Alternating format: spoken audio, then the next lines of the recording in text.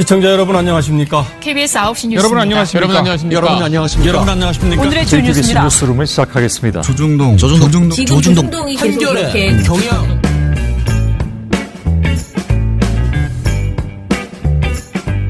민원연의 미디어 탈곡기 368을 시작하겠습니다. 예, 안녕하세요. 저는 민원연의 김원경 사무처장입니다. 네, 활동가 이봉호입니다. 이정일입니다. 아유, 이번 주 내내 아무튼 추석 전에 우리가 엄청 바쁩니다. 방송도 막 여러 개 녹음해야 되고 이래저래 아주 정말. 오늘 혹시 다스베이더 안 나가십니까? 아직도 전화 안 온 거 봐서는 안 나갈 것 같습니다. 예. 내가 안 나가는 것과 본인이 무슨 상관이 제 있습니까? 일이 조금이라도 줄어들기 때문에. 아, 그렇습니까? 예. 예. 어제 YTN 가셨다면서요? 예. 뭐 하셨습니까? 어땠습니까? 그냥 유튜브의 문제점? 뭐 그러니까 보수 그 채널들 뭐 이런 얘기들 했는데 저는 뭐 다 서로 아는 잡담을 그냥 나눴다 이렇게 생각하고 별로 큰 의미가 없었다고 생각했는데 딱 한 분 그 팩트체커라는 직업이 있다는 것을 저는 처음 알았습니다. 그 뉴스톱이라는 매체 인터넷 매체인데 돌아와서 명함을 받은 다음에 네. 이준일 대표라고 저는 잘 몰랐어요 그분을. 근데 명함을 받고 얘기를 하는데 이분이 정말 팩트체크에 대해서 되게 굉장히 조예가 깊다라는 생각이 들어서 거의 민원연의 라이벌이네 이 회사는 이런 생각이 든 거예요. 팩트체크라고 하니까. 그런데 이제 돌아와서 인터넷을 보니까 제법 기사가 많이 올라가 있더라고요. 그러니까 저는 막 이름만 대표고 혼자 하시는 그런 뭐 이름 미디어 같은 곳인가 했는데 그렇지는 않고요. 그래서 제가 나오면서 우리 앞으로 좀 잘 좀 얘기 좀 해보자 뭐 이렇게 서로 도움을 주고 받자 뭐 이렇게 얘기를 했거든요. 근데 우리가 하는 일도 사실 많은 부분이 팩트 체크고 그러다 보니까 서로 노하우를 좀 서로 주고 받으면 좋지 않겠나 이런 생각이 아무튼 들었어요. 거기는 제가 전에 갔다 온 그 국제 팩트 체크 센터라고 있다고 그랬잖아요. 거기에 소속된 회사였어요. 약간 뉴스타파 같은 그렇죠. 느낌이네요. 네네.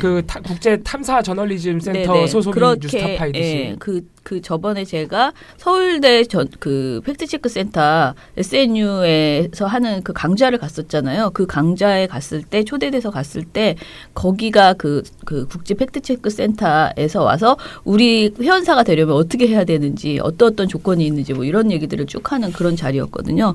그런데 거기에 소속사더라고요. 그래서 뭐 좋았고요. 이동형 씨?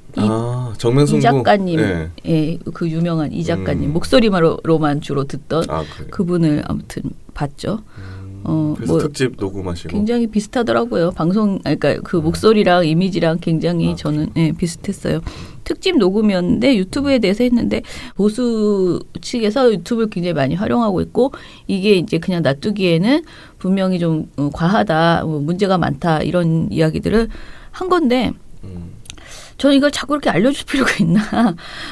KBS에서도 그렇고 지금 저널리즘 J에서 토크쇼 J에서도 이거를 다뤘고 그리고 뭐 한겨레나 다들 지금 미디어 오늘도 굉장히 집중적으로 이걸 하고 있는데 계속 그 시기 판단을 좀 저도 계속 고민하고 있거든요. 그러니까 종편도 이렇게 나쁘다라는 것을 알려주는 것이 또 홍보가 될 수도 있는 그런 상황이었는데 그래서 우리가 대응하는 거에 있어서 이렇게 본격적으로 대응하는 시기를 잘 잡아야 되는데 지금 유튜브에서 이렇게 뭐 보수의 그 영상들이 굉장히 화제가 되고 있는 거 이거를 본격적으로 우리가 딱 대응하지 않을 바에는 굳이 그걸 그렇게 계속 알려줄 필요가 있나 걱정된다 이러면서 말만 자꾸 그런 고민이 좀 들어요. 그래서 그 시기를 어떻게 해야 될지 이제 저는 아무래도 시민단체다 보니까 얘기하면서 그러면 어떻게 대안이 나와야 되는가 해서 모두들 하시는 말씀이 법적으로 어떻게 대안을 세우기는 어렵다. 이건 표현의 자유 문제이다.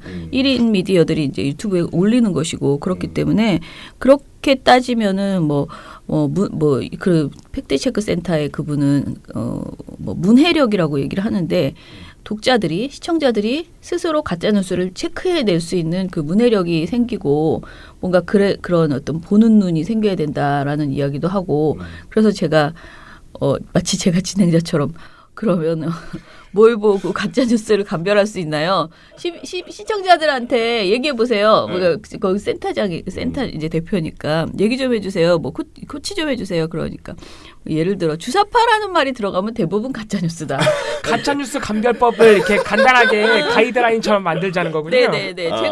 제가 물어본 거예요. 제가 그냥 도대체 사람들한테 그러면은 어떤 것이면 이제 출처가 없거나 근거가 없거나 이러면 가짜 뉴스인가 그랬더니 그렇지도 않다는 거야. 막 무슨 뭐 미국의 CIA가 어쩌고 이런 소리 막 다 들어있고 뭐 굉장히 가짜뉴스에는 근거가 가짜인 경우가 많으니까 근거가 없는 경우는 또 없습니다. 근거가 가짜지. 확인할 수 없는 근거.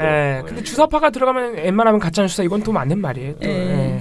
그리고 사실은 저는 이렇게 가짜뉴스들을 좀 읽어보다가 든 생각은 표현이 참 천박하면 가짜뉴스 아닌가 그런 생각도 좀 그것도 들었는데 있습니다. 띄어쓰기가 틀리거나. 너무 많이 표현들이 웃긴 거예요. 그래갖고 그리고 되게 극단적이지 않아요? 극단적이고. 표현 자체가. 댓글에도 인터넷 댓글에도 보면은 띄어쓰기와 맞춤법이 틀리면은 알바라고 보면 된다. 뭐 이런 또 썰이 있죠. 근데 이제 저는 어제 그런 얘기를 했어요. 유튜브에 있는 가짜 뉴스 가지고 이렇게 걱정하기 전에 규탄하고 뭐 대책을 세우기 전에 우리가 보는 조중동에서 내놓는 그 오보들은 과연 가짜 뉴스가 아닌가? 오보, 왜곡, 편파 보도들. 더 심각한 가짜 뉴스. 걔네의 영향력이 훨씬 더 크고 아직은 그리고 거기를 통해서 사실은 그런 보수 논객들이 나가는 것도 있고 그래서 지금 우리가 이렇게 유튜브만 걱정하고 있기에는 기존 매체들이 잘못한 게 너무 많다. 근데 막 자기네하고 걔네하고 갈라치기 하면서 우리는 고급진 신문, 쟤네는 가짜 뉴스 뭐 이렇게 말하기에는 너무 부끄럽지 않은가. 거기 나온 사람 다 거기 나오는데. 그리고 실제로 다 프로라는 거예요. 그 유튜브 하시는 분들이 실제로 이제 뭐 그 정규재 씨를 비롯해서 모두들 나름 자기 영역에서는 보수적인 프로라는 거죠. 심지어는 그 사람들도 다 언론인 출신이에요. 그러니까요. 그래서 하어영 기자랑 같이 있는데 하어영 기자는 모두들 아주 딱 떨어져가지고 반박하기가 너무 힘들어요. 막 그렇게 얘기를 하더라고. 그 사람들이 하는 얘기들이 나름 논리가 탄탄하죠. 언론인 출신인데 딱 떨어진다는 거예요. 그래서 아무튼 저는 재미있게 얘기를 하고 왔습니다. 1시간 방송이었는데 그냥 뭐 어떻게 보면 대본 없이 그냥 막 수다를 떨다가 그럼 추석 때 YTN에서 들을 수 있는 겁니다. 다음 주 수요일 날? 다음 날이라 추석 다음 날 오후 6시에 방송된다고 들었습니다. 그럼 화요일이네요. 네네. 종편 얘기는 안 하셨습니까? 어제 종편 제가 했습니다. 대본 좀 써드렸는데. 근데 YTN 같은 경우에 그 타사 프로그램 정확하게 날짜하고 이름까지 말해서 하면 좀 부담스러워하지 않나요? 저도 좀 그거를 좀 걱정하는 게 제가 프로그램까지 말한 게 MBN 아침엔 뉴스인가 그거 하나만 얘기하고 그 다음부터는 표정이 당황하는 것 같아서 이게 그다음에는 TV조선에서는 뭐 이렇게만 얘기를 하면서 프로그램 얘기는 안 했습니다. 굉장히 부담스러워하더라고요. 네. 근데 뭐 그런 아이템을 일단 정했다는 것 그러면 정규제는 해도 되고 TV조선 안에 하면 안 하냐? 그래서 저는 대본을 쓸 때는 우리 보고서 나가듯이 프로그램 이름하고 날짜까지 다 심지어는 저 그 발언한 패널 이름까지 적어드렸는데 이게 방송사에서 그렇게 하면 되게 부담스러워요. 부담스러워요. 경쟁사에 저번에 대해서 제가 EBS에 갔을 때는 EBS는 심지어 방송사 이름도 말하지 말아달라고 이런 보도가 있었다. 그냥 모 방송사에서 모 매체에서 이렇게 해달라고 하더라고요. 고소 들어올까 봐. 그럴 거면은 뭐 그럴 거면 왜 물어봐? 그 대본상의 질문 자체가 종편에서도 이런 가짜뉴스 하지 않나요? 아니 그렇게 물어봤으면 난 대답을 해야 될 거 아니에요. 종편이라고 물어봐놓고 왜 모 방송사라고 하라 그래요? 우리는 신뢰도를 높이기 위해서 근거를 얘기하는 건데. 아무튼간에 근데 YTN의 입장도 충분히 이해는 합니다. 난 충분하지 않은데. 그럼 CBS는 뭐 하려고 똑같은 라디오인데. CBS는 정관영 씨는 그냥 다 하라고 하잖아요. 필요도 없을 정도로 용감한 거죠. 그러니까 훌륭한 언론이죠. 민족 정론지죠. 그리고 그 이동영 씨도 그걸 인상 깊게 들었나 봐요. 정관용에서 한 그 뉴스원의 그거 있죠. 청와대 청원 그 얘기를 막 하는 거예요. 그런 것도 가짜 뉴스 아닌가요? 그래서 근데 한참 얘기하다. 근데 거기 매체가 뭐였죠? 그래서 뉴스원이에요. 그렇구나. 민원연에서 발표했다는 것만 기억합니다. 이렇게 얘기를 하시더라고요. 뉴스원이 요새 이상한 보도가 많습니다. 그러게요. 저희가 저번에도 이런 얘기 한 적이 있는지 모르겠는데 통신사를 지금 머니투데이가 다 먹고 있거든요. 뉴스이스도 넘어갔죠. 저희가 주성치에서 이거 한번 했죠. 그래서 그 이유인지는 모르겠으나 뉴스원 보도가 중간중간 이상하게 하나씩 나오고 있다. 뭐 이 정도로.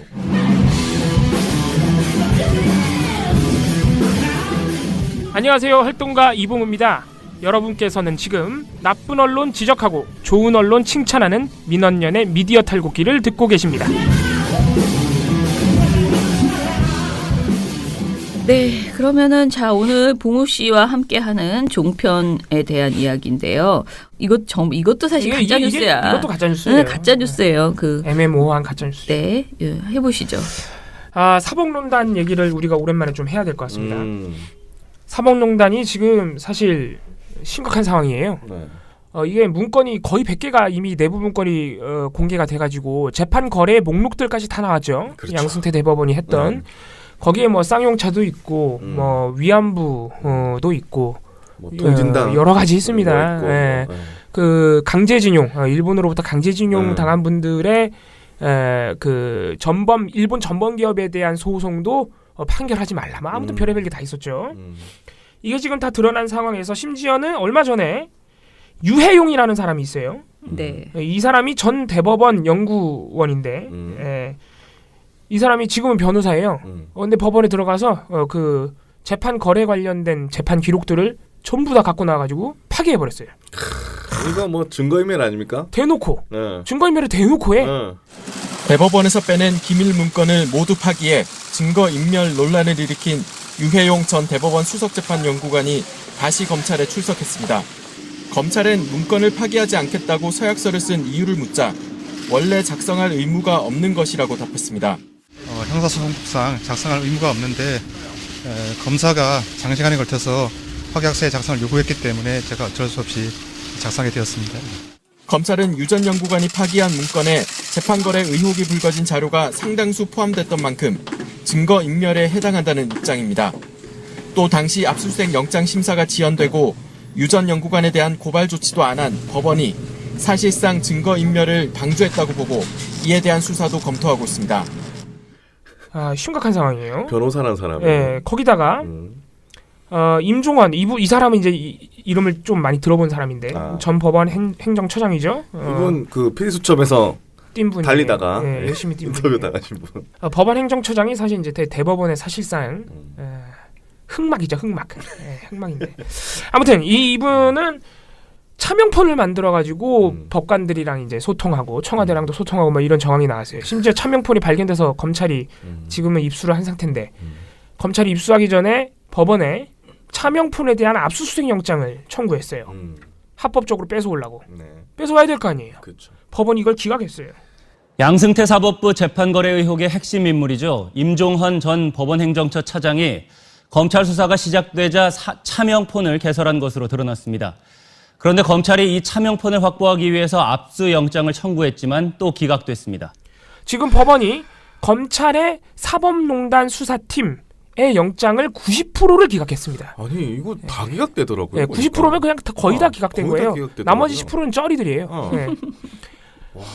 그래가지고 검찰은 아주 화가 많이 나 있죠. 법원은 분명히 수사 협조하고 하겠다고 해놓고 뻥친 셈이 됐고. 김명수 대법관이 수사 협조하겠다고 했잖아요. 그래, 얼마 전에 그래서 한 번 더 얘기했죠. 수사 협조하겠다. 근데 지금 이제 못 믿는 거죠. 김명수 대법원장은 사법부 창립 70주년 기념식에서 검찰 수사에 적극적으로 협조하겠다는 입장을 다시 강조했습니다. 하지만 수사 기밀을 빼내고 영장 심사에 개입한 의혹을 받는 현직 판사들에 대한 압수수색 영장이 또다시 무더기로 기각되며 사법부 불신은 깊어지고 있습니다. 영장 기각이 계속되니까. 아무튼 이런 상황입니다. 그래서 사법농단에 대해서 정황과 의혹 그리고 근거들이 계속 나오고 검찰 수사에서 그런데 법원 때문에 더 깊이 있는 수사가 이루어지기가 힘든 상황이 돼버렸습니다. 그래서 법원이 지금 제19 감싸기를 하는 것 아니냐. 그래서 그 제19 감싸기의 앞에서 김명수 대법원장도 사실상 힘을 못 쓰는 거 아니냐 이런 비판들이 나오는 것이죠. 이런 상황인데 채널A 정치데스크가 사법농단 재판거래를 실체가 없는 의혹으로 이제 규정한 방송이 있었습니다. 9월 13일이 어떤 날이냐면은 사법부 70주년 기념식이 있었어요. 지금 이런 상황에서 사법부 70주년 기념식을 하면은 분위기가 안 살겠죠, 당연히. 그죠. 지금 여론이 안 좋으니까. 그래서 대통령도 와가지고 문재인 대통령이 이 사법농단 재판거래를 거론을 해요. 이런 의혹들이 있어서 지금 국민들의 신뢰가 땅이 떨어졌다. 지금 사법부는 국민의 신뢰를 되찾아야 하는 매우 엄중한 과제를 안고 있습니다. 지난 정부 시절의 사법농단과 재판거래 의혹이 사법부에 대한 국민의 신뢰를 뿌리채 흔들고 있습니다. 그러나 온전한 사법 독립을 이루라는 국민의 명령은 국민이 사법부에게 준 개혁의 기회이기도 합니다. 의혹은 반드시 규명되어야 하며 만약 잘못이 있었다면 사법부 스스로 바로잡아야 합니다. 아무튼 그런 상황인데 채널A 정치데스크가 9월 13일 날 이 문재인 대통령의 사법부 70주년 기념식을 보도를 하면서 사법농단을 두고 대통령을 깠어요. 잠깐만. 대통령을 왜 깠느냐? 이게 뭐야? 사법농단 재판 거래를 거론한 것 자체가 잘못됐다는 거예요. 근데 우리 생각에는 지금 이런 상황에서 만약 대통령이 거기 가가지고 사법농단 얘기를 안 하고 축하만 하고 오면 오히려 그게 비판해야 될 일이죠. 만약 대통령이 그러고 왔다면. 거론한 건 잘한 거죠. 이런 상황에서. 근데 채널A는 그게 아니에요. 왜? 거론하지 말았어야 된다는 거예요. 그 이유가 아까 말씀드린 대로 실체가 없는 의혹이니까. 그래서 이도훈 문화일보 논설위원이 여기서 맹활약을 합니다. 대통령께서 그 사법농단, 그다음에 예. 그 재판 거래라고 아주 명확하게 그 얘기를 하셨네요. 지금 사법부에서 일어나는 그 여러 가지 일들이 많은 의혹은 있지만 그게 지금 사법농단이었는지 재판 거래였는지는 아직까지 그 확실한 실체로 드러난 건 아니죠. 지금 의혹이 있어서 의혹이죠. 의혹. 밝혀지고 있는 거죠. 그러면서 문재인 대통령 집권 초에 서울지검 이영렬 중앙지검장 돈봉투 사건이 있었는데 발언에 좀 신중할 필요 있지 않나 그런 생각이 드는 게 어떤 면에서요? 집권 초에 그 서울지검의 이영렬 중앙지검장이었나요? 예. 그 돈봉투 사건이 있었죠. 있었죠. 그 난리가 날 것처럼 했는데 지금 그 사건 어떻게 됐죠? 그리고 얼마 전에 그 기무사령부 예. 그 쿠데타 음모 있었죠. 예. 그 쿠데타 음모 어디가 있죠? 나중에 밝혀보면은 또 이런 면이 있고 또 다른 면이 있는 겁니다. 네. 그래서 어떤 그 국정에 대한 중요한 이슈를 얘기할 때는 굉장히 신중해야 된다고 생각합니다. 예. 그런 점에서 볼 때 그 대통령께서 사법부 개혁에 대해서 말씀하실 수 있죠. 그렇지만 저렇게 사법농단, 재판 거래 이렇게 네. 규정 짓는 거는 조금 그 너무하신 거 아닌가 하는 생각이 듭니다. 아니 그거랑 또 관련 짓는 것도 웃기고. 다 말이 안 돼요. 그게 뭐야? 이게. 처음부터 끝까지 다 거짓말인데. 이게 뭐야? 일단 여기서 중요한 건 대통령이 사법농단 재판 거래라고 명확하게 얘기했다고 지금 비난하는 거잖아요. 그러면 안 된다고요. 근데 문재인 대통령은 사법농단 재판 거래 의혹이라고 말을 했거든요. 그러니까 이거부터가 사실관계부터가 틀린 거예요. 더 웃긴 건 채널A가 이 발언 나오기 직전에 그 발언 장면을 보여줘요. 헐. 대통령의 의혹이라고 말을 한다고요. 지네가 보여준 영상에서도. 더 웃긴 거는 채널A 제작진이 대통령 발언 중에 그거를 발언을 자막으로 따면서 지난 정부 시절에 사법농단과 재판거래 의혹이라고 말을 했는데 그 의혹만 빼놓고 재판거래 사법농단만 노란색으로 강조 표시를 해요. 그러니까 대통령이 마치 의혹을 의혹이라고 안 한 것처럼 제작진도 묘사를 했고, 그거를 패널이 받아가지고 의혹인데 왜 의혹이라고 안 해? 그럼 짜증을 낸 거죠. 근데 대통령 의혹이라고 얘기를 했단 말이죠. 지난 정부 시절의 사법농단과 재판거래 의혹이 사법부에 대한 국민의 신뢰를 뿌리채 흔들고 있습니다. 의혹은 반드시 규명되어야 하며 만약 잘못이 있었다면 사법부 스스로 바로잡아야 합니다. 기본적인 사실관계를 왜곡을 한 거고 발언을. 근데 여기서 의혹이라고 말했느냐 안 했느냐 사실 중요한 것도 아니에요. 왜냐하면 사법농단은 실체가 있는 의혹이기 때문에 지금 실체가 없다고 말하고 있잖아요. 다 거짓말이고. 그리고 또 이영렬 돈봉투 사건 기무사 계엄령도 실체가 없다. 그거 다 어디 갔냐 그랬는데 어디 안 갔어요. 다 해결됐다기보다는 다 진행 중이죠. 이영렬 중앙지검장 사건 이거 무슨 일인지 기억하실 텐데 법무부와 검찰의 합동감찰팀은 이 전 지검장이 한 사람당 9만 5천 원짜리 식사와 함께 검찰국 검사 2명에겐 100만 원의 돈봉투까지 건넨 것이 김영란법 위반이라고 결론냈습니다. 법원의 판단은 달랐습니다. 재판부는 식사비가 상급자가 하급자에게 격려 목적으로 전달한 김영란법 적용 대상의 예외라고 봤습니다. 격려금 역시 법이 정한 건 100만 원 초과인데 건네진 돈은 100만 원이기 때문에 형사처벌이 아닌 과태료 대상이라고 판단했습니다. 하지만 법원이 김영란법 적용에 소극적이었다는 지적이 나옵니다. 재판부는 서울중앙지검장을 상급자, 법무부 검사들을 하급자로 봤지만 법적으로 법무부는 서울중앙지검의 상급기관입니다. 특히 법무부 검찰국장 등은 검찰 인사와 예산 담당자인 만큼 이 전 지검장이 검찰국 검사들에게 건넨 돈봉투에 문제가 있다는 겁니다. 그러니까 박근혜 국정농단을 수사하고 있는 검찰하고 그 검찰을 예하기관으로 두고 있는 법무부가 서로 돈을 주고받은 거예요. 엄청난 일이죠, 사실은. 근데 지금 이동훈 씨가 이거 아무 일도 아니라고 한 이유가 뭔지는 알겠어요. 왜 2심 재판부까지 이걸 무죄를 판결했거든요.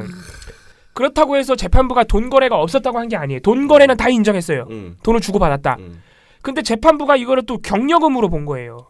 세상에 어떤 사람이 자기가 받은 세금으로 받은 특수활동비를 남한테 경력금으로 줘요. 그것도 예하기관한테. 그래서 이것 때문에 이것도 재판부가 제 식구 감싸기 한다고 지금 비판받고 있거든요. 검찰이 지금 상고했습니다. 그래서 지금 대법원 판결을 기다리고 있어요. 대법원 판결 기다리고 있는데 이렇게 아무 일도 아닌 거라고 말해버리면은 이거는 심의규정 위반이죠. 이것도 재판이 진행 중인 사건에 대한 조항이 있습니다. 네. 그리고 재판부 판결을 떠나서 아무 일도 없었던 게 아니에요. 왜냐하면 이것 때문에 법무부 특수활동비가 내년도에 15% 삭감됐어요. 그러니까 아무 일도 아닌 게 아니죠. 기무사 계엄령 이거는 더 심하죠. 이거 가지고 어떻게 아무 일도 아니라고 할 수가 있습니까? 기무사가 해체됐는데 그거 하나로 끝난 얘기 아니에요. 어디 안 갔어요. 그거 예. 멀쩡히 살아있는 사건입니다. 역사에 남을 사건이에요. 어디 안 갔어요. 그래서 이 계엄 문건 파동으로 기무사가 해체 수순을 밟게 됐습니다.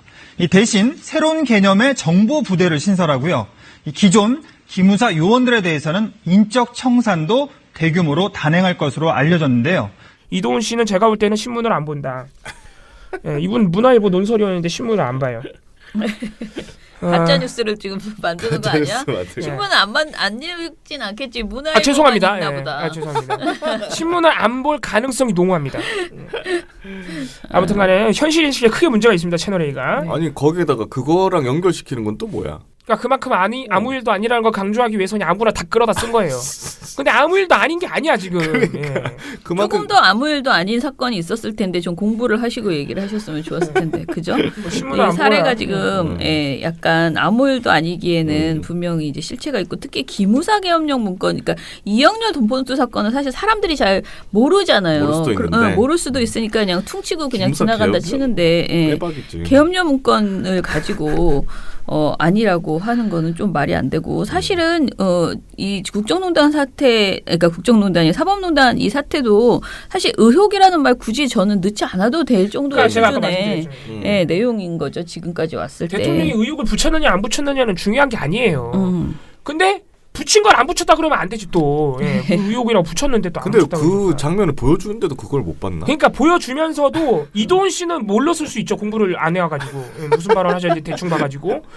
채널A 제작진도 자막 처리를 하면서 의혹을 탁 빼고 재판거래 사법농단 막 강조 처리를 한 거예요. 시청자도 그렇게 오해하게끔 대통령의 의혹이라고 안 한 것처럼 오해하게끔. 뺐구나, 그거를. 그러니까 제작진하고 짬짬이가 된 거예요. 패널하고. 일부러 그랬다고밖에 볼 수가 없는 거죠. 아니면 실수면은 이건 대단히 심각한 실수. 이런 실수가 반복되면 방송 만들지 말아야지. 거기다가 뭐 더 있습니다. 여기 이제 채널A는 항상 진행자가 더 문제인데, 진행자 이용환 씨가 이 발언을 또 이게 이동훈 씨 발언 끝난 다음에 뭐라 그러냐면은 뭐 일각에서는 문재인 대통령의 발언이 일종의 뭔가 가이드라인을 또 제시한 거 아니냐라는 또 일각의 좀 논란도 있더라고요, 전 작가님. 그럼 이걸 받아가지고 또 아주 채널A에서 맹호활약하시는 전효옥 씨가 이거 또 나오죠. 충분히 그렇게 볼 수 있다. 충분히 이제 그렇게 볼 수 있죠. 왜냐하면 대통령은 어떤 말을 하는 것도 중요하지만 어떤 말을 하지 않는 것도 굉장히 중요합니다. 그런데 국정농단이고 이 사법부에 대해서 상당히 재판거래라든가 이렇게 구체적으로까지 이렇게 대통령이 거들었다는 거는 제가 보기에는 이건 아주 심각하게 받아들여질 수 있고 그 여파도 클 거라고 봅니다. 뭔 소리야? 일단 종편의 특징은 무슨 말 하는지 대체 알아들을 수가 없다. 이게 무슨 말인지 우리가 이해를 해야 반박을 하는데 이런 말은 이해가 안 돼서 반박하기가 참 난감합니다. 아무튼 가이드라인 줬다는 거잖아요. 가이드라인 줬다. 심지어 누구한테 가이드라인을 줬다는 것도 말을 안 해줘요. 누구한테 했다는 거야? 검찰이야? 아무튼 간에. 근데 대통령이 심지어는 그냥 대통령이 무슨 사법농단 그 재판거래 철저하게 수사하세요 이렇게 말한 것도 아니고 의혹이 있으니까 국민들의 신뢰가 떨어졌다. 스스로 좀 개혁하자. 이게 무슨 가이드라인이야. 검찰한테 얘기한 것도 아닌데. 웃기는 얘기죠. 사법부한테 개혁 좀 하세요. 이게 가이드라인이에요? 지금 하고 있는데? 세상에 어떤 가이드라인이 이렇게까지 합니까? 말도 안 되는 소리예요. 그리고 사법농단 재판거래 정도 되면 가이드라인 줘도 돼요. 대통령이 나와가지고 검찰 철저히 하게 수사해야 된다. 박근혜 대통령 이런 거 많이 했어요. 철저하게 수사하세요. 막 그러면서 박근혜 대통령은 엄단하라고 지시했습니다. 박근혜 대통령은 매우 안타깝다는 뜻을 밝히면서도 검찰의 철저한 수사를 주문했습니다. 검찰은 내용의 진위를 포함해서 이 모든 사안에 대해 한 점 의혹도 없이 철저하게 수사해서 명명백백하게 실체적 진실을 밝혀주기 바랍니다. 박근혜 대통령 때는 그거 다 괜찮고 대통령 무슨 문재인 한마디만 하면 다 가이드라인이야 아주 그냥. 근데 등간에 이런 말도 안 되는 방송을 했습니다. 이거는 다 진짜 다 객관성 위반이고 다 거짓말이에요. 다 전부 다 거짓말이고 대통령 발언을 뭐 의혹을 말했는데 안 한 것처럼 한 부분 가이드라인이라고 왜곡한 부분은 이건 역시 다 심의규정 위반인 게 이게 다양한 대통령 발언에 대한 다양한 시각이 있을 수 있어요. 해석이 있을 수 있죠. 그 다양한 해석을 보장해야 되는데 패널 구성 보세요. 이도훈 전욕 이게 다양한 시각이 보장되겠습니까? 전혀. 패널 구성을 이딴 식으로 해놓고 대통령 발언을 일방적으로 왜곡해버리면은 이거는 다양한 시각을 포용해야 된다는 우리 방심위의 위대한 지침과도 어긋나요. 방심위 왜 이렇게 깐족거리시죠? 아니 그렇잖아요. 다양한 시각 포용하라고 맨날 나한테 기각하면서 진짜. 말하잖아. 나는 포용하겠다고. 근데 채널 A가 포용 안 하니까 이건 지적을 해야 될 거 아니에요. 근데 저는 예상할 때 기각 멘트가 또 나올 것 같습니다. 개인의 의견을 피력한 거기 때문에 괜찮은. 기각 말거나 아무튼. 그러니까 아니에요. 여기서 지금 전효욱 씨 발언은 당연히 기각이고요. 그런데 이제 아까 말한 정말 아주 단순한 건데 그 의혹 그거 때문에 이게 상정이 될 수는 있지 않을까. 기각이 아닌. 왜냐하면은 대통령의 발언을 분명히 한 말을 의혹이라는 말을 했는데 단정적으로 이 사람이 그냥 사법농단 재판거래 이렇게 말한 것은 그건 문제인 거죠. 그 의혹과 논란 이런 것이 붙은 것과 안 붙은 거는 엄밀하게 다른 건데 마치 대통령이 그런 말 안 한 것처럼 이렇게 얘기한 거는 요거는 올라갈 수 있지 않을까라고 생각하는데 올라가봤자 의견 제시 그 정도 될 것 같아요. 아니 뭐 기각을 하거나 말거나 잘못된 방송은 잘못된 방송이잖아요. 이제 방심위 의견에 별로 신경 쓰지 않기로 했기 때문에 마음을 비웠습니까? 채널 A에게도 동조하고 TV조선에도 동조하고 뭐 이런 방심위에 대해서 뭘 기대를 하겠습니까? 네. 예, 그러면은 오늘 방송은 요것으로 마치고요. 그 댓글 좀 보겠습니다. 미령곰탱님, 어제도 잘 들었습니다. 진지하게 생각해 보건대 민원연에서 스파르타 교육이 필요할 듯 싶네요. 이건 진보 보수의 문제가 아니라 참 거짓의 문제이니 민원연의 스파르타 교육이 필수적이죠 하시면서 또 막 아이디어를 내셨습니다. 기획서를 내주셨네. 네. 자, 또 시방이 심의까지 완료했다. 정말 나쁜 언론들이 사라지는 그날까지 시민방송심의위원회 화이팅 하셨습니다. 네. 티에노님도 요새 어쩌면 수구 언론들은 기사 쓰기 편할 거예요. 소설만 써도 되는 기간이거든요. 최저임금이 올라 알바 구하기 어렵다는 대학생 A, 최저임금 때문에 직원 자르고 장사한다는 자영업자 B, 종부세 폭탄이라 세금 내려고 대출을 받아야 한다는 잠실 사는 C, 가진 거 강남의 아파트 한 채가 전 재산인데 세금 올리려는 공산주의자다라는 D, 그리고 남북회담 두고 우리나라 경제 다 망쳐놓고 북에 퍼주게 하려 한다는 자유당과 어버이들. 남북회담 현지 보도 화면으로만 보는 건 전화 패널들이나 다 똑같은데 뭔 그 화면을 보면서 감상문들이 제각각인지 취재를 안 해도 되는 수구 언론과 종편 패널들의 꿀같은 타이밍에 민원연도 쉬엄쉬엄 하시길. 이제 저녁은 신선하고 바람도 불어 숯불 화로에 돼지갈비 굽기 괜찮습니다 하셨습니다. 네, 언제 한번 오셔가지고 민원연 사무실에 오셔서 또는 행사에 베란다에서 오셔서 돼지갈비 한번 구워봐. 네, 행사에 한번 오셔서 같이 구우시죠. 예. 김어준님이 맹활약 해주셨는데 이것도 저희가 한번 봐야겠네요. 어제 남북 정상회담 3차 정상회담이 있었죠. 올해 그러니까 문재인 대통령 임기 기간에만 벌써 3차인 겁니다. 네. TV조선만 생중계를 안 해줬다고. 예. 화면을 캡처를 다 해주셨어요. 다 해주셨어요. 제가 볼 때 이분 내부자일 가능성이 높습니다. 아무튼 왜냐하면 이렇게 다 캡처하는 게 이게 보통 일이 아닌데. 어디 내부자요? 예. 그리고 TV조선이 이 동시간대 아내의 맛, 연애의 맛 시리즈를 방송을 했나요? 아무튼 TV조선이 요새 아내의 맛, 연애의 맛 시리즈를 계속 만드는데 이거 부적절한 제목 아니냐. 너무 선정적이다. 이렇게 지적을 또 해주셨는데 저도 이렇게 느꼈거든요. 예, 이거 아내의 맛이라는 프로그램은 사실 그 프로그램 방송 내용하고는 또 별로 이게 근데 음식하는 거예요? 음식도 나오긴 나오는데 그래요? 그냥 그 아내가 해주는 밥 뭐 이런 건가 보죠. 근데 평범한 부부 버라이어티 그냥 그 구성을 그대로 따라가거든요. 제목 낚시 이런 느낌이네요. 아무튼간에 되게 재밌어요. TBS가 웬만한 방송국보다 더 잘하네요. 유튜브에서 생방송 채널 3개 동시 중계로 각각 다른 각도의 화면을 동시에 생중계해주고 있다고 김어준 님이 또 쓰셨고요. 미쳐 돌아가는 T조 크크 이 와중에 구하라 하셨어요. 그러니까 구하라 가수 무덤이네. 구하라 네. 폭행 뭐 그거 올렸나 봐요. 그리고 MBC만 유일하게 실시간으로 속기록 자막 서비스까지 해줬다고. 네, MBC는 하루 종일 이것만 했죠. 정상회담 생중계만 하루 종일 했습니다. 네. MBC가 하느냐 마느냐 하더니 결국 했더라고요.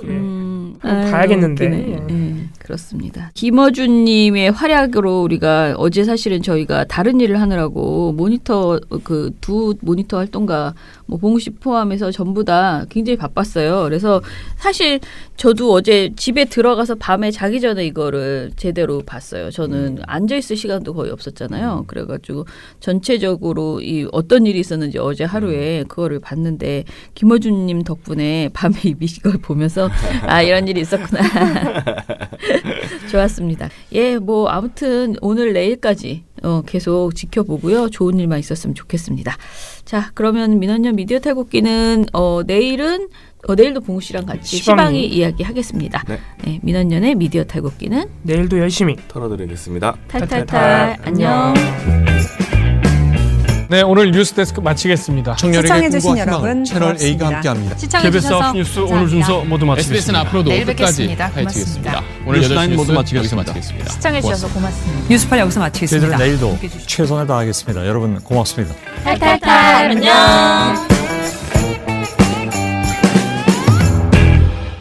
우리 아빠는 슈퍼맨이에요. 종편 막말 패널들도 퇴출시켰고요. 보도지침 책도 만들었고요. KBS, MBC 적폐의 사진도 퇴출시켰고요. 언론교육도 하고요. 매일매일 방송과 신문을 감시해요. 너희 아버지 뭐 하시는데? 민원연 후원해요. 언론을 정상화시키는 확실한 길. 한 달에 10,000원 민원연 후원으로 가능합니다.